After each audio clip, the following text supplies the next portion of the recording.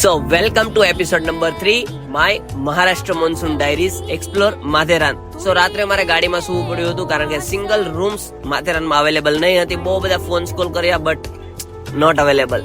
સો if તમે માથેરાન આવતા હોય તો પ્રી બુકિંગ કરીને આવજો. બટ ચલો આપણે અત્યારે માથેરાન ફરીએ.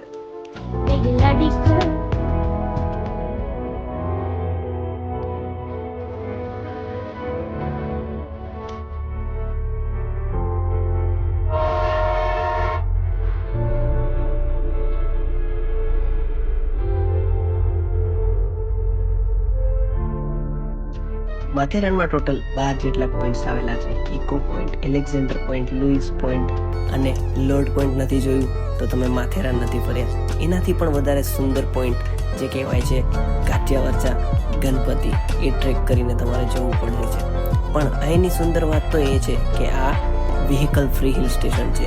મતલબ કે અહીં પેટ્રોલ અને ડીઝલ વાહનોને એન્ટ્રી નથી. જો કે માથેરાન આવતા હોય ને તો તમારું સ્ટાર્ટિંગ આનાથી કરી દેવા.